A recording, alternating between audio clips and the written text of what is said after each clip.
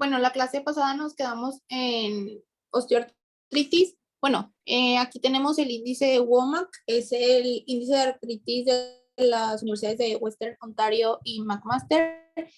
Este se usa ampliamente en la evaluación de la osteoartritis de cadera y rodilla. Es un cuestionario que consta de 24 ítems divididos en 3 subescalas: dolor, rigidez y función física en casos de coxa o gonartrosis. Y bueno, aquí se observa el cuestionario, se le pregunta pues al paciente la cantidad de dolor que ha experimentado en las últimas 48 horas en las rodillas. En el número 2 se le pregunta sobre el dolor en cada una de sus rodillas, ya sea derecha o izquierda. También sobre qué tan severo es el grado de rigidez después de levantarse en la mañana. Y bueno, en el número 4, ¿qué tan severo es el grado de rigidez después de sentarse, recostarse o acostarse bueno, durante el día? Y en el número 5 se le pregunta pues sobre grados de dificultad dependiendo de la actividad que realice.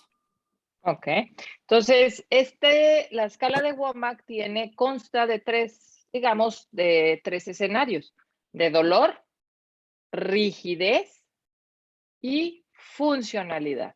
¿Ok? Es la que nosotros más vamos a utilizar en osteoartritis. Con la finalidad, entonces, ¿qué dijimos? ¿Para qué me sirve la clinimetría o los desenlaces o medición de desenlaces clínicos? Recuerden, ¿para qué necesitamos saberlos? Para evaluar lo que es la actividad de la enfermedad. Muy bien, Alan. Va a evaluar la actividad de la enfermedad. ¿Qué más? La respuesta del paciente si es que se le está dando un tratamiento. La respuesta de tratamiento de tú que has instaurado, si es útil o no es útil. ¿Y qué más? Secuelas y funcionalidad.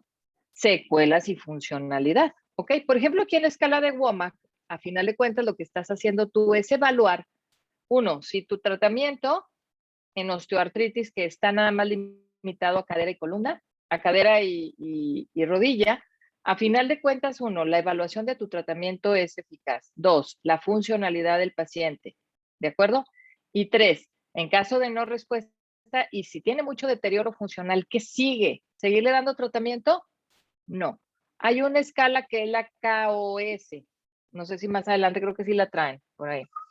De acuerdo que es la de los ortopédicos. Y esto ya se supone que lo deberían de haber revisado un poquito más en ortopedia, en traumatología y ortopedia. Porque a final de cuentas, ya con tratamiento médico, si el paciente tiene una discapacidad severa y una limitación funcional severa, tanto en cadera y rodilla, le va a seguir sirviendo el medicamento a final de cuentas para disminuir dolor e inflamación. No. ¿Qué vas a hacer? Quirúrgico, ¿ok? Cambiar tu estrategia de tratamiento. A lo mejor ya no nada más médico, sino cambiarlo a una opción quirúrgica, ¿ok? Entonces, cada enfermedad, muchachos, tiene su medida de desenlace. Es yo lo que quiero que ustedes tengan en cuenta a final de este tema. ¿Por qué? Porque muchas de las veces les digo, a ver, ¿qué escalas utilizamos para lupus? Bueno, ustedes ya saben qué medida de desenlace y generalmente van a ser medidas de desenlace de actividad, daño acumulado y de funcionalidad, como ya todos dijimos, que eso para eso nos sirve. ¿De acuerdo? Cada enfermedad, no los quiero hacer expertos reumatólogos, pero que el día de mañana que ustedes puedan leer un artículo o que roten en un servicio de reumatología como internistas, los que van o a ortopedia, y que yo tenga una nota o que vean ustedes una nota de algún reumatólogo, pues bueno, digan, ok, yo sé qué es esto, ¿ok? Que en artritis reumatoide hay medidas o hay medidas de desenlace, que hay medidas de actividad, que hay medidas de funcionalidad, que hay medidas de respuesta a tratamiento en general, como ya lo vimos. Que en espondilitis anquilosante, ok, también hay medidas de desenlace de actividad, hay medidas de actividad de función, hay índices metrológicos para ver qué tan limitado está el paciente. Y sobre todo, para evaluar yo mi tratamiento. ¿Qué más?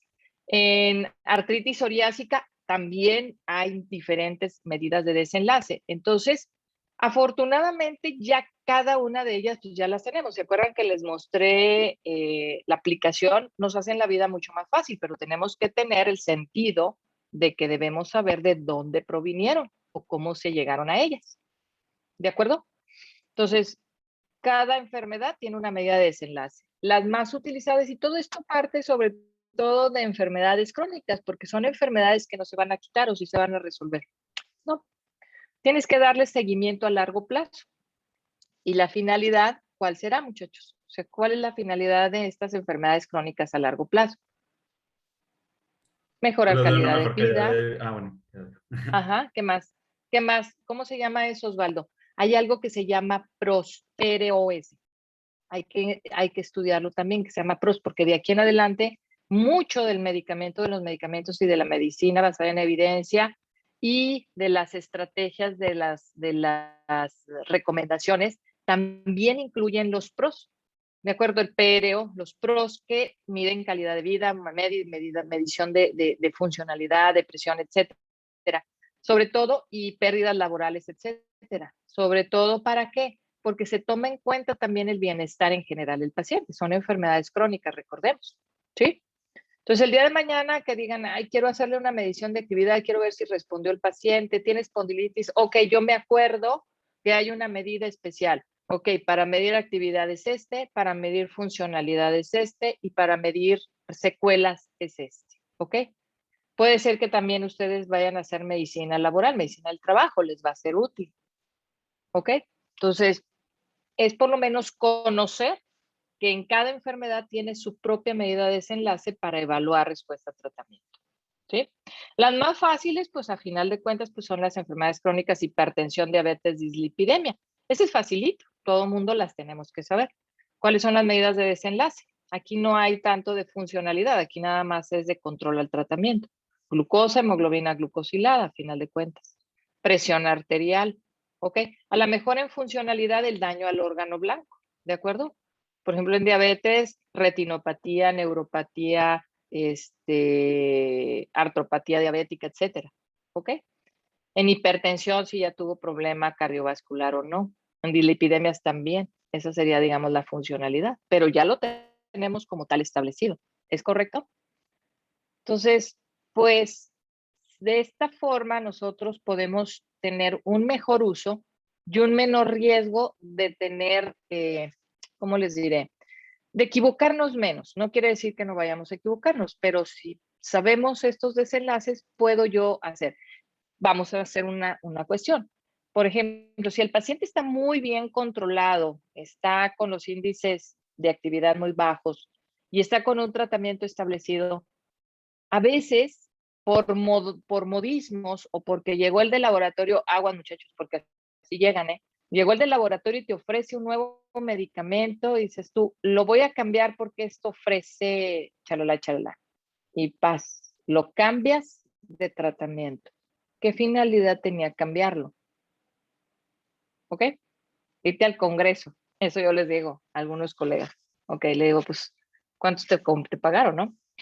Hay que ser también honestos. Si un paciente no amerita cambio, si no amerita ajustes y está muy bien con un tratamiento establecido, pues tendrías que justificarlo. Si tú me dijeras, no, es que con este tratamiento ya completa 6 meses y el paciente sigue con los índices de actividad y hay deterioro funcional, etcétera, mire, aquí está basal, bueno, lo que cuando iniciamos el tratamiento, aquí está a los 3 meses, está a los 6 meses, ok, te digo yo, pues muy bien, no tienes una respuesta adecuada, estás gastando, porque también a lo mejor ustedes van a ser administrativos, ¿sí? Entonces van a autorizar un medicamento a lo mejor que te vale 300 pesos el mes contra uno que vale 20,000 pesos el mes. Entonces tú vas a decirle a tu médico, a ver, espérame, a lo mejor van a ser estos evaluadores de las aseguradoras. Podemos estar en todas partes, muchachos. O sea, lo tienes que aplicar a todas partes. Entonces, justifícame por qué quieres darle medicamento B que cuesta 20,000 pesos versus un medicamento A que cuesta 50 pesos, bueno, 300 pesos. ¿Ok? Y tú con esto, pues obviamente puedes tener el sustento científico y bien y respaldado, pues definitivamente de lo que tú estás haciendo está bien, ¿correcto? Esa es la única finalidad. Como les digo, no los quiero hacer reumatólogos, pero por lo menos que tengan la noción de que para cada enfermedad hay una medida del desenlace. Y así es para todas. ¿Seguimos, Diana? En espondiloartritis vamos a tener escalas tanto de actividad como índices para la capacidad funcional. En las escalas de actividad vamos a tener al BASDAI, al ASDAS y en los índices de capacidad funcional al BASFI. ¿Le das a la siguiente, por favor?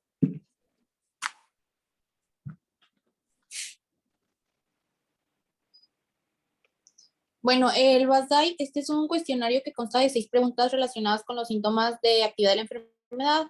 Cada pregunta se va a responder en una escala visual análoga de 0 a 100 milímetros o numérica de 0 a 10, como la que tenemos aquí. A mayor puntaje, mayor actividad de la enfermedad, y un BASDAI arriba de 4 se va a considerar como actividad alta de la enfermedad. Y bueno, pues ahí están las preguntas que se le hacen al Le paciente. hacen. Ujú.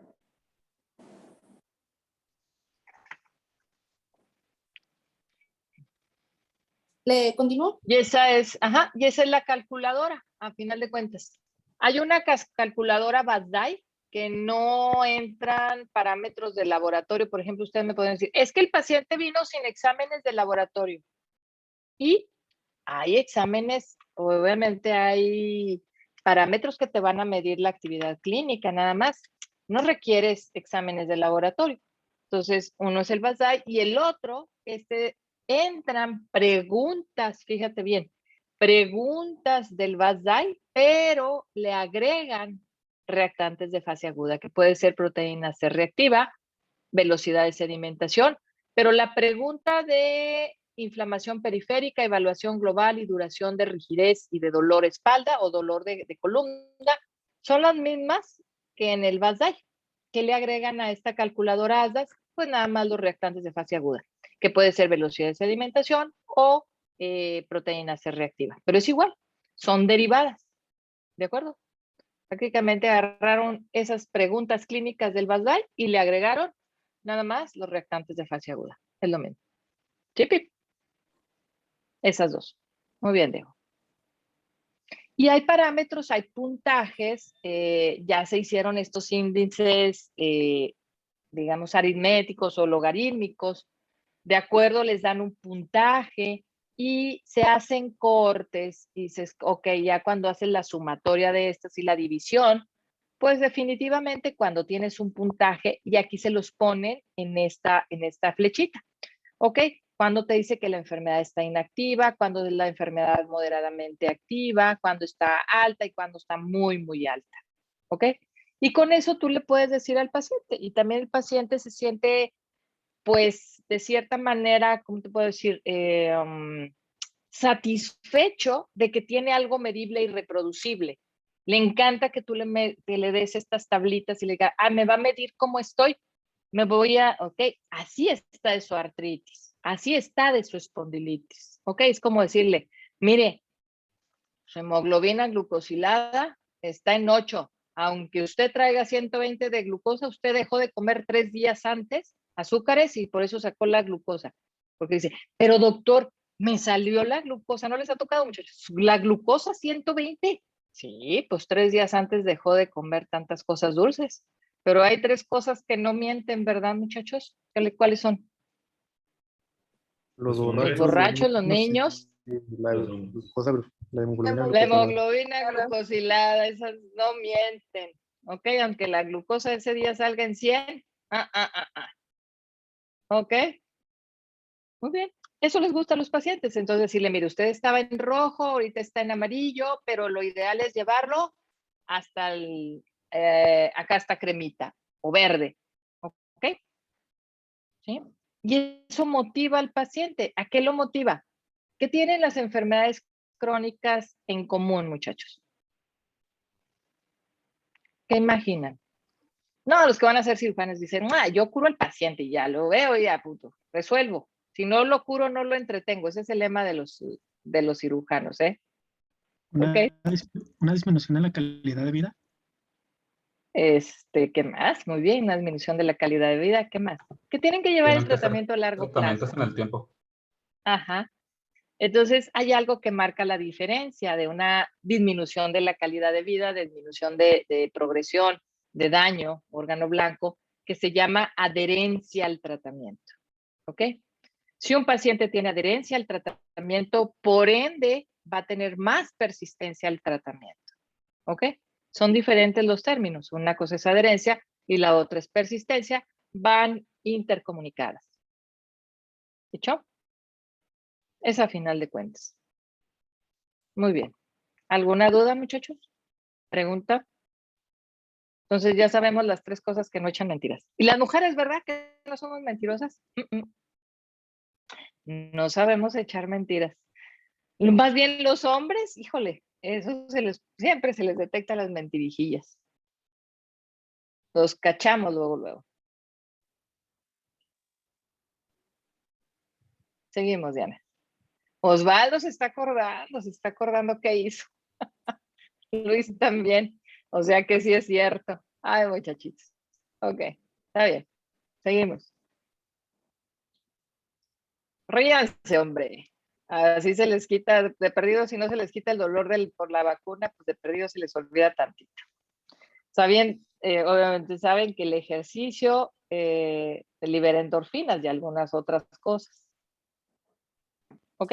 Bueno, el BuzzFeed, este es un cuestionario que evalúa la capacidad funcional de los enfermos con espondilitis. Está constituido por 10 preguntas que están relacionadas con el autocuidado y con la vida cotidiana.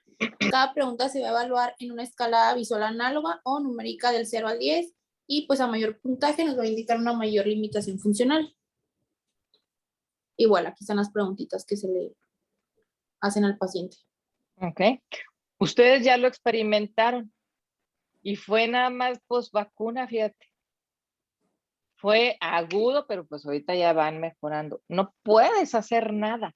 Entonces, imagínate ese paciente que todos los días se tiene que levantar con lo mismo, pues sí hay que ayudarlo. Muy bien, seguimos. ¿A quién le dolió el raquis? Raquis, todo lo que es la columna y hasta la cadera, ¿no les dolió? Sí, Las sacroiliacas. sí, doctora, mucho. Duele bien padre, ¿verdad, Cristi? Híjole, sí, es un dolor raro. Ahora sí ya saben los que son las reumas. No, esas fueron las artralgias. Ok, muy bien.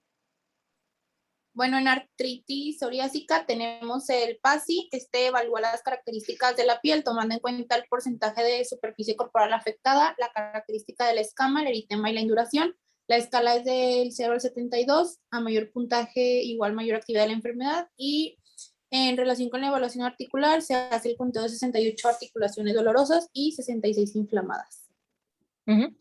El PASI, vamos muy de la mano. Algunas especialidades, por ejemplo, en este caso dermatología y reumatología van de la mano. ¿Por qué? Porque compartimos medicamentos, a final de cuentas, que tendrían que tener mejoría tanto en la piel. Por ejemplo, si un paciente tiene psoriasis y artritis psoriásica, entonces tendríamos que compartir medicamentos que fueran eficaces en las dos. Hay pacientes que nada más tienen psoriasis, entonces nada más serían medicamentos enfocados a psoriasis, ¿ok? Pero en los que tienen asociación con artritis psoriásica tendríamos que estar a la par, ¿de acuerdo? Para yo evaluar, porque muchas de las veces hay medicamentos que tienen mejoría nada más en lo articular, pero no tienen respuesta en lo cutáneo. Y tenemos que evaluar al paciente en conjunto, ¿de acuerdo? Muy bien.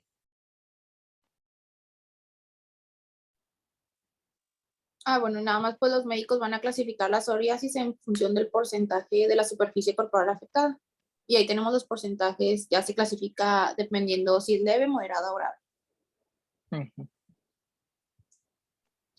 En el índice de Leeds, ese se utiliza para evaluar 10 sitios de entesis hipersensibles y se hace un conteo del número de 2 con dactilitis. De este no encontré mucho, pero la verdad no sé si sea muy útil o si se use.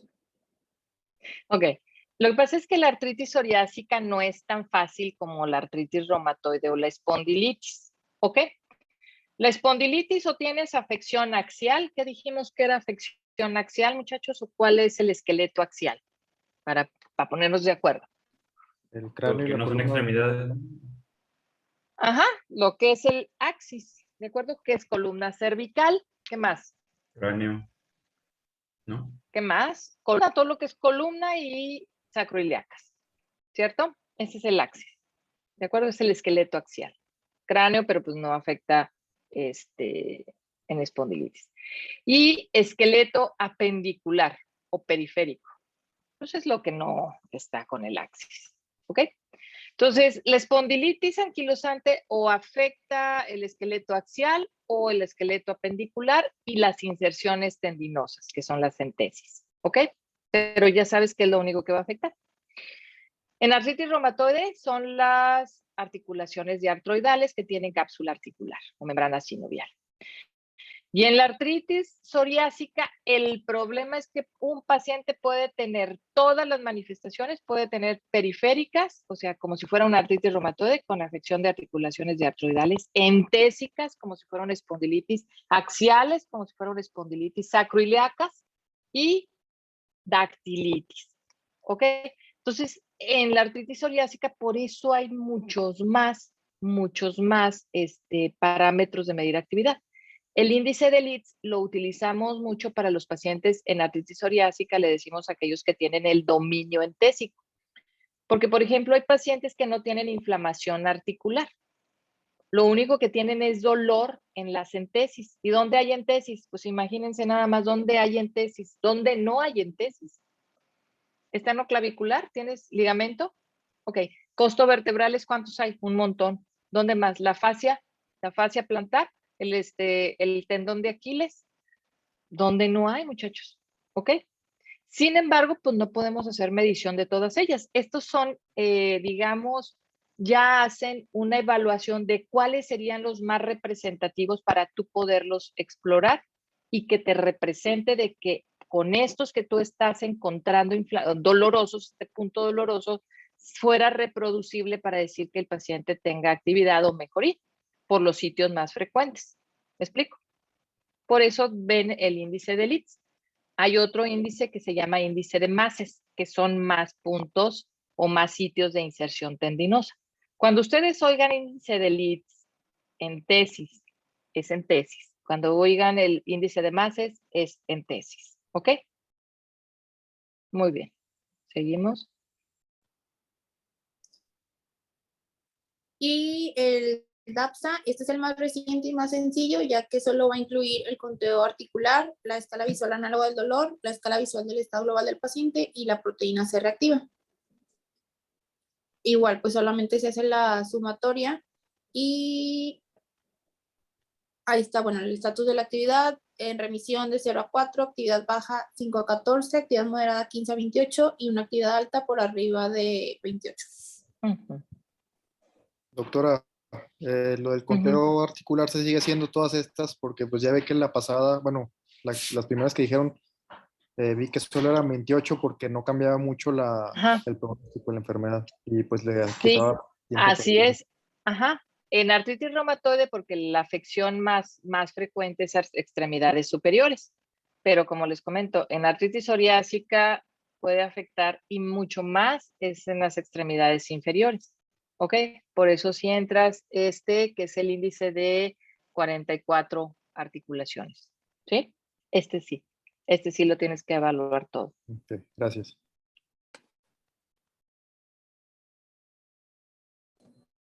Bueno, ya vamos a continuar con las escalas de lupus y las de síndrome de Sjögren. La primera va a ser de lupus, va a ser una enfermedad autoinmune compleja, crónica y multisistémica que va a tener periodos de exacerbaciones y remisiones con curso variable. Es por esto que el monitoreo en los pacientes va a ser complicado.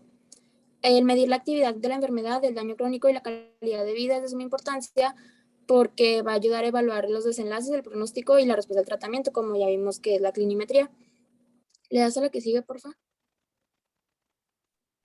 Vamos a tener que los más importantes, los más utilizados y con mejores validaciones van a ser el VILAC 2004 y el SDDI. Y estos índices solo se van a calificar aquellas características atribuibles al lupus eritematoso sistémico y se van a tener que descartar los hallazgos que puedan ser secundarios como infecciones, comorbilidades o uso de medicamentos, alteraciones metabólicas, etc. Ujú. Aquí dice que el SLEDAI en los últimos 10 días, sin embargo, hay algo que se llama el SLEDAI 2K. 2K. Y ese lo modificaron para no ser la sintomatología o las manifestaciones que hayan ocurrido en los últimos 10 días, sino en los últimos 30 días, equiparables. El VILAG es muy extenso, va por aparatos y sistemas uno por uno. Es muy extenso, generalmente lo utilizamos más en protocolos de investigación. Es más rápido y reproducible lo que es el SLEDAI. ¿Ok? Y una pregunta que les quiero hacer. ¿Cuándo vamos a aplicar estos índices? Siempre en el diagnóstico, en la evaluación de la consulta inicial y en cada visita. ¿Ok? Porque de esa manera, pues tú tienes registrado cómo va el paciente. ¿Sí? Muy bien. Van a existir dos tipos de índices de actividad que pueden ser globales, como son casi todos, o de calificación específica por cada órgano o sistema, como mencionó la doctora, que es el VILAG. Y puede haber combinaciones de algunas versiones del SLEDAI y del VILAG para una mejor valoración a la respuesta del tratamiento. Le das a la que sigue, Diego, por favor. Ya vamos a empezar con el VILAG. Se va a basar en una intención que va a incluir 9 sistemas que van a ser general, mucocutáneo, sistema nervioso, musculoesquelético, cardiovascular respiratorio, gastrointestinal, oftalmológico, renal y hematológico.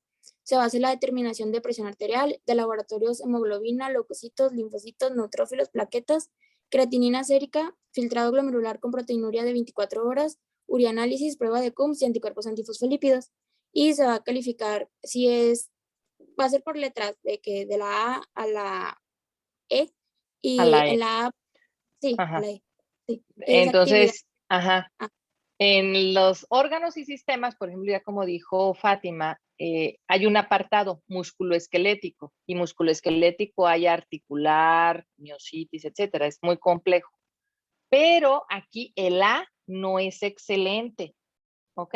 No es como en las calificaciones.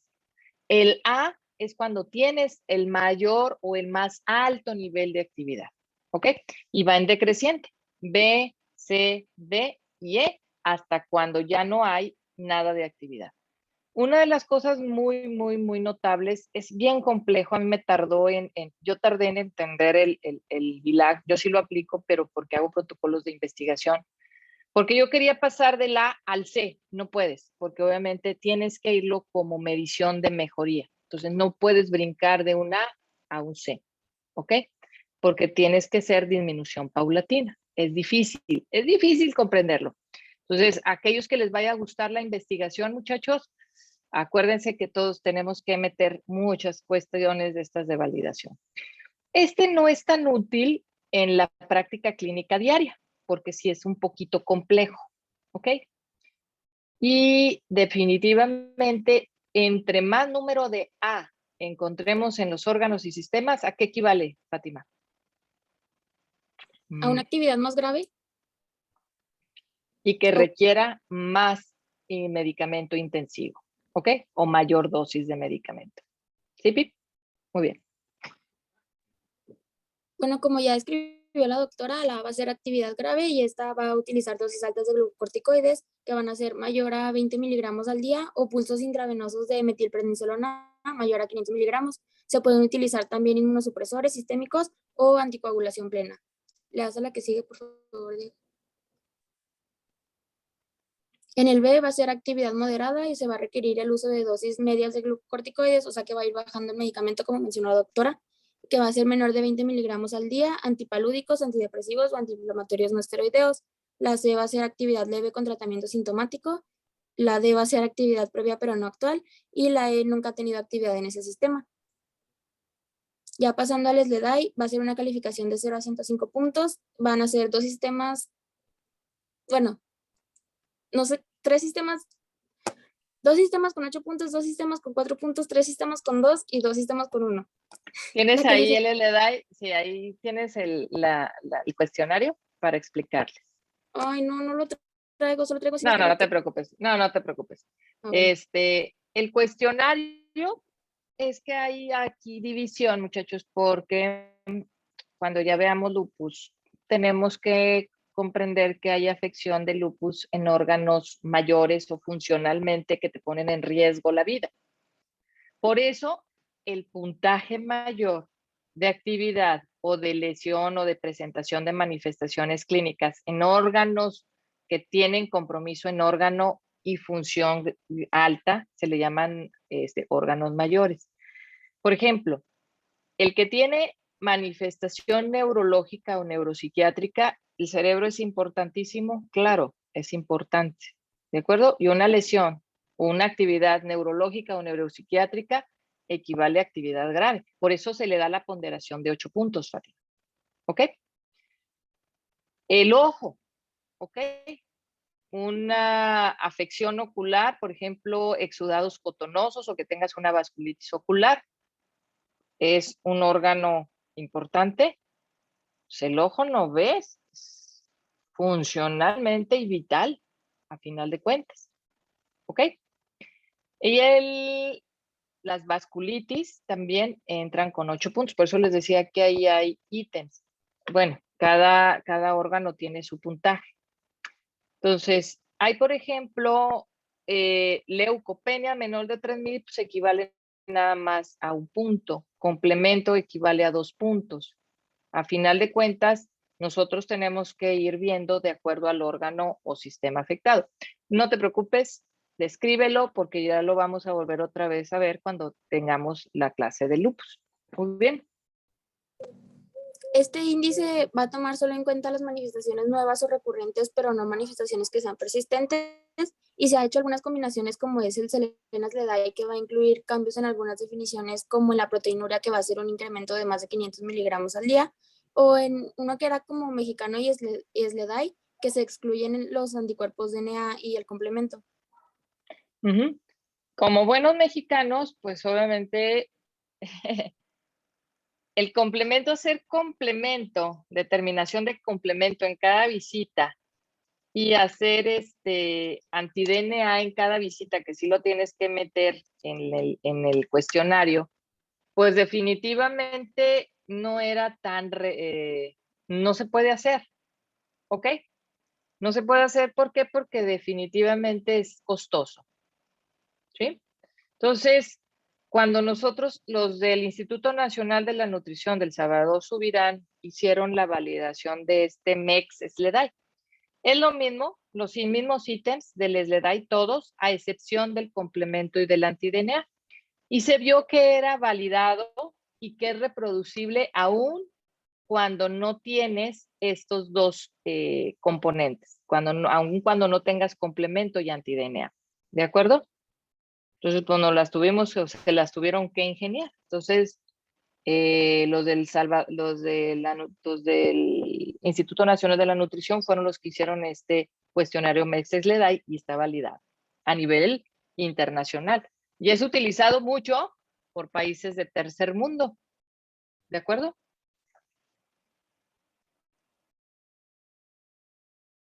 ¿Alguien fue a verano de investigación al nutrición? ¿No les tocó ya? ¿Nadie tuvo chance? ¿No? No, esos sí son bien matadillos con investigación. Ellos siempre están haciendo investigación. ¿Ok? ¿Seguimos? Ya pasando al, ese es D, no sé, es SDI. SDI. Va a medir el daño acumulado, que va a ser la principal herramienta para medir el daño estructural en lupus eritematoso, y el daño en pacientes con lupus eritematoso se va a definir como un cambio irreversible en un órgano o sistema que está presente al menos desde los últimos 6 meses sin importar la causa. Va a tener una calificación de 0 a 46 puntos y va a ser de 0 ausente, 1 presente y 2 puntos si son recurrentes. Entonces, el SLEDAI lo hacemos en el diagnóstico, la evaluación inicial y en cada visita. En la visita inicial no podemos hacer el índice de daño acumulado, sino hasta 6 meses después del diagnóstico y del tratamiento. Y posteriormente se sugiere hacerlo por lo menos una vez al año para evaluar el índice de daño acumulado. Muy bien. Entonces, aquí son dos cosas, uno de actividad y otro de daño acumulado. Muy bien. ¿Seguimos?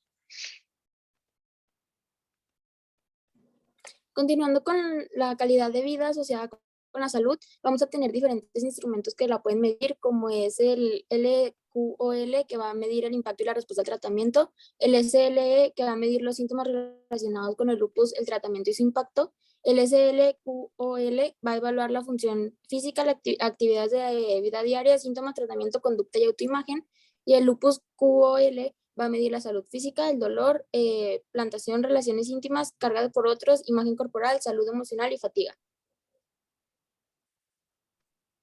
Le das a la que sigue, Diego, por favor. Ya vamos a pasar a los índices de actividad y daño del síndrome de Sjögren primario.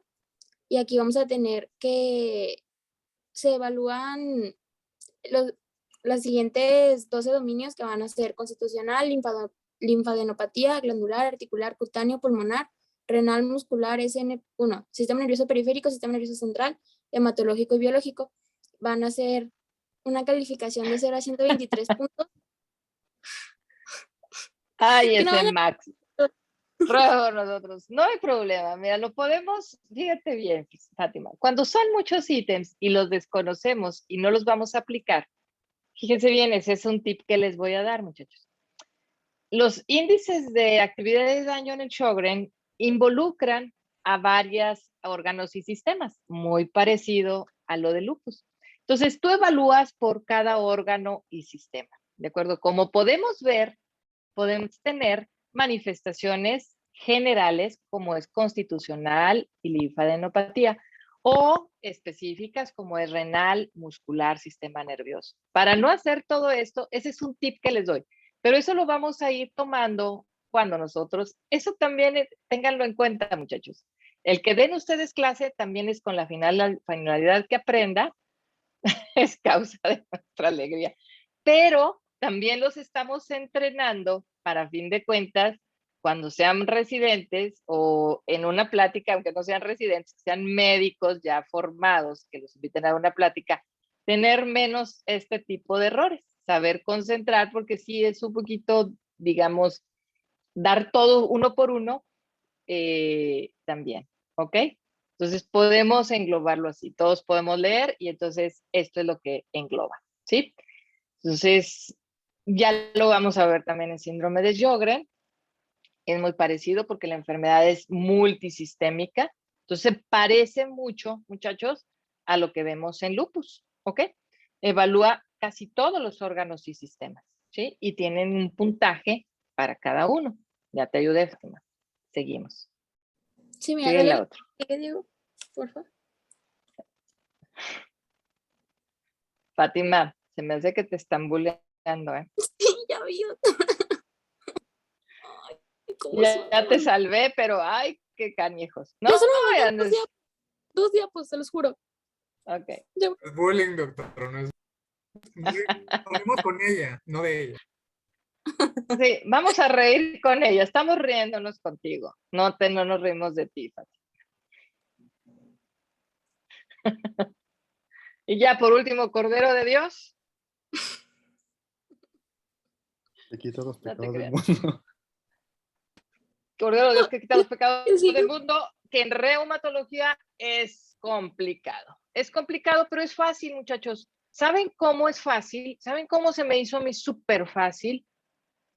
Cuando piensas que las enfermedades son ¿qué? Sistémicas y que tienes que evaluar órgano por órgano. ¿Sí? Y que a cada órgano le vas a dar un puntaje. Tranquila, Fátima.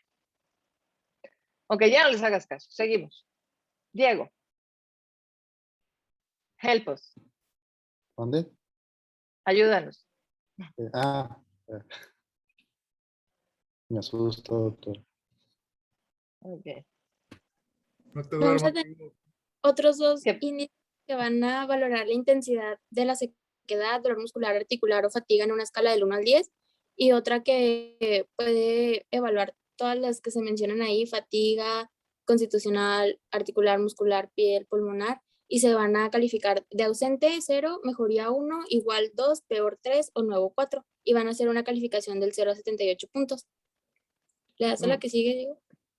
Y hay otros 3 como índices de actividad que serían el SSDAI, SSDDI y SSDI, que van a hacer calificación de 0 a 21 puntos, de 0 a 16 puntos y de 0 a 27 puntos y van a medir lo que se menciona aquí.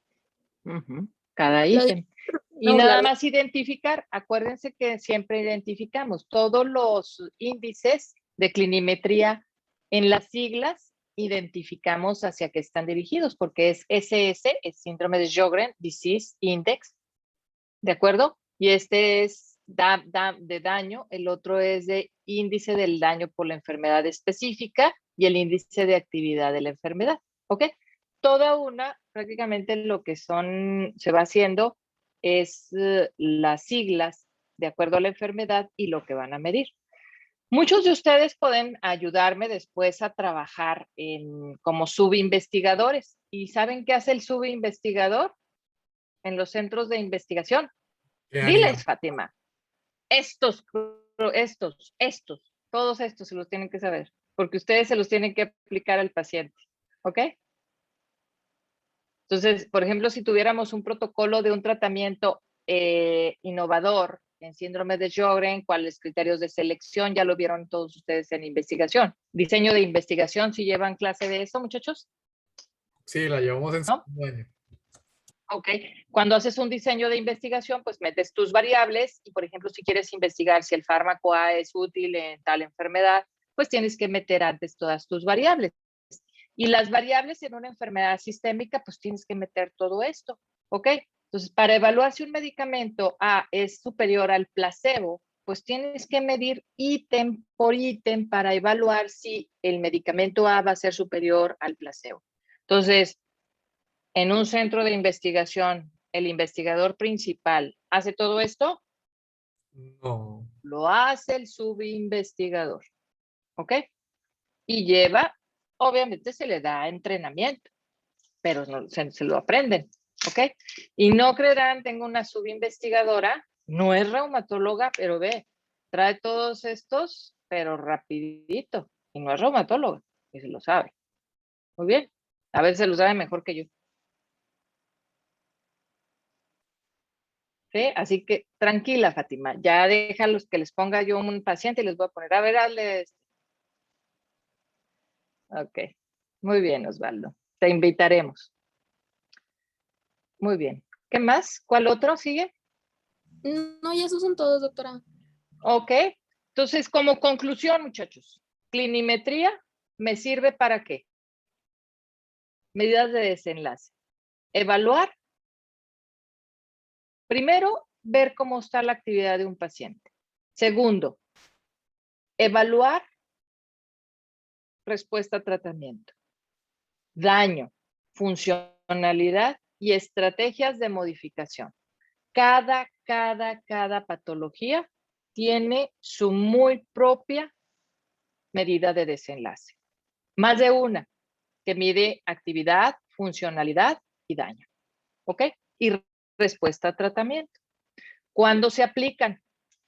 Diagnóstico, al momento de diagnóstico y en cada visita clínica, a final de cuentas. Hay unos que a lo mejor no aplicamos en cada visita, que son anuales o son semestrales, depende de lo que nosotros queramos medir. Y no olvidarnos de los cuestionarios de salud, ¿de acuerdo? Los que ya nos comentó Fátima, de los QUL, de las QLL, de los SF36, que son los índices de depresión, de ansiedad. Hay otro que se llama, pero lo ven ustedes en psiquiatría, muchachos, y también lo aplicamos, por ejemplo, en protocolo, que son los índices de depresión, es el Mini-Mental, y hay otro que es el índice de suicidio. Un paciente que tiene una enfermedad crónica, pues obviamente al saber que tiene una enfermedad crónica que no se va a quitar, se deprime y puede tender al suicidio. Entonces, también todo eso medimos, muchachos. ¿Ok? Entonces, para que ustedes sepan el día de mañana, bueno, ¿y para qué meten un índice de suicidio en esto? Hubo un medicamento, muchachos, que se llama Apremilast o Tesla, que lo comparto véanlo, chéquenlo. lo comparto con los dermatólogos, es un tratamiento para psoriasis. Y tenían que meter el índice de suicidio y de depresión, porque, ¿qué creen? El medicamento por sí solo causaba depresión y hubo riesgo y muertes por suicidio, inducido por el medicamento. Ah, caray, entonces dices tú, pues, ¿lo doy o no lo doy, no? Pues todo esto tenemos que saber. ¿Sí? No los voy a hacer reumatólogos, muchachos, pero por lo menos que cuando estemos en la consulta y les diga, bueno, a ver, hazle la escala de tal, si es un paciente con lupus, si es un paciente con artritis reumatoide, si es una paciente con osteoartritis, sepan ustedes de lo que estamos hablando. Y allá de mañana que se vayan por ahí a rotar o que estén en alguna residencia y estén lejos, que no les toque conmigo, que vayan a Monterrey, a México, etcétera, y estén en el servicio de reumatología y que pasen con mis colegas y que te pregunten, ¿con quién llevaste reumatología? Ay, me va a dar mucha vergüenza. Si les dicen, ¿cómo que no te lo enseñó? ¿Cómo que no lo viste? No, es que tuve la cámara apagada. Ah, perfecto. Ok. Pronto, Porque pronto sí, tenemos a los árboles. pronto ya los voy a ver y les voy a enseñar a explorar. ¿Ok? Muy bien, para eso es, muchachos, que por lo menos tengan conocimiento y sepan que hay medidas de desenlace. ¿Alguna pregunta? ¿Duda? No, doctora, todo bien. Muy bien. Nos vemos el lunes, doctor. Doctor, ¿podemos checar una vez lo de las clases presenciales o hasta otro día? ¿Cuándo? Pues si quieren nos quedamos tantito, no tengo nada que hacer ahorita ya. Ok. ¿Ahorita tienen clase? No, ¿verdad? No. Ok, díganme. Bueno, ¿Qué vamos a hacer? Checando y le queremos proponer iniciar el día 20. La doctora, la ingeniera Claudia nos propuso estar en una de las aulas del HU. No tenía problema con ir. Pero el problema es que el HU, hijos, está muy chiquita, ¿no? ¿Es las de U o cuál? Sí, pero estaríamos en grupos de 18. Una semana un grupo de 18, otra semana un grupo de 18. Y así no vamos a ir rotando. Va a ser como híbrido. Va a Sí. ser una semana la mitad y otra semana la mitad. Bueno, por mí Sí. no hay ningún problema. Lo ideal es que estemos todos, a final de cuentas, pero sí es un poquito complejo tener un grupo de más de 30, a final de cuentas. Bien, y ya nos arreglamos, nada más que el internet es el que va a estar ahí al pendiente. Sí. Ok. ¿A qué hora sea, doctora? ¿Lo dejaremos a las mismas 2:30 o sea más tarde o más temprano? Es que tengo clase también con los de la. El problema es que no los puedo juntar. Yo en la mañana también tengo la clase con los de la. Tengo de 7 a 8. Y ya la única hora que me queda es y a lo mejor un poquito más temprano. De 2:15. Yo salgo a las 2 del IMSS, por eso les decía que yo a las 2:30 me queda excelente. A lo mejor empezamos un poquitito antes, 2:15 y los dejo ir 3:15. ¿Ok? Sí. Muy bien. Y de las a lo mejor adelantaríamos 15 minutos. Okay. Y ya de las prácticas, ya nos vamos a poner, porque te tendrías que poner en coordinación con Pamela para hacer de grupos de 2 para que ya empiecen a ir a lo mejor diario, ya ir pidiendo permiso a los profesores, a lo mejor ir 1 o 2 horas a práctica de hospital. O sea, a 2 les va a tocar una vez por semana, a lo mejor hay grupos volver a tocar 2. Déjame, le pregunto al R4, que tengo ahorita rotando, porque si hay alguien que quiera ir a apoyar, por ejemplo, en las tardes con ellos a las guardias, por ejemplo, ayudar a pase de visita, ver pacientes graves, etcétera.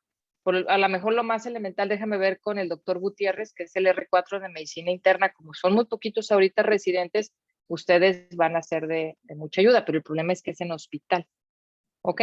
Sí. Y también les puede contar como práctica clínica hospitalaria, que sepan cómo es por lo menos un hospital, cómo se mueve un hospital, cómo se hace una indicación médica, a lo mejor le apoyan a poner sondas, etcétera. Y como un hospital ahorita en la tarde es un hospital totalmente ya de residentes, la 71.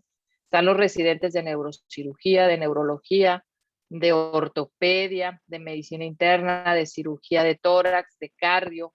Entonces sí sería interesante, pues, a lo mejor ver la posibilidad, pero espérenme, déjenme preguntar.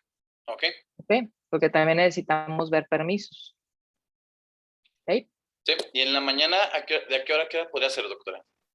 Yo después de las 8 ya estoy y hasta las 2, que ya salgo del consultorio. Lo ideal es que llegaran a lo mejor entre 10, 11. Pedir oportunidad o ya ustedes vean cómo se acomodan de 2 horas por lo menos o de hora y media, que sería lo ideal para ver por lo menos 3, 4 pacientes. ¿Ok? Sí, doctora. Ya ustedes vean. Yo creo que lo ideal es hacerlo por parejas, porque si no, tengo ahorita 2 residentes, entonces por parejas, para que no seamos muchos también en el consultorio. Y a lo mejor van un día los del A, otros días los del B, un día los del A, así nos vamos. ¿Ok? Ok. ¿Y de fecha de inicio más o menos cuándo sería? Para ir a presentarle la propuesta al doctor Galván para los permisos y eso. Yo creo que ahora que ya terminamos de exploración clínica, ya por eso nos llevamos un poquito más en exploración clínica. Ok. O sea, por eso este tema es tan largo, a final de cuentas, porque es la introducción a lo que voy a preguntarle al paciente y cómo lo voy a revisar. Ok. Ok. Si coincide con el 20, adelante. Ya ustedes vean. De acuerdo, ya te pones de acuerdo con Pam. Ok, sí, doctora. Hecho. Muy bien. Bueno, si no tenemos ningún otro pendiente, los veo el lunes. Y luego la próxima semana va a ser semana corta, ya me avisan cómo va a estar los días. Sí, sería... Nada más el 16, 17. ¿no? ¿Mande? 16 y 17 lo van a tomar o cómo Sí. lo van a tomar. Sí, 17. Solo que el Bueno, 17 no tenemos clase, doctora. El 17 el viernes no tenemos clase con ustedes, sí. Entonces nada más el 16, el jueves. Sí. Ok, chicos. Bueno, nos veo el lunes. Cuídense. Nos vemos. Doctora. Hasta luego. Clase. Bye. Muy Nos vemos, divertida clase. doctora.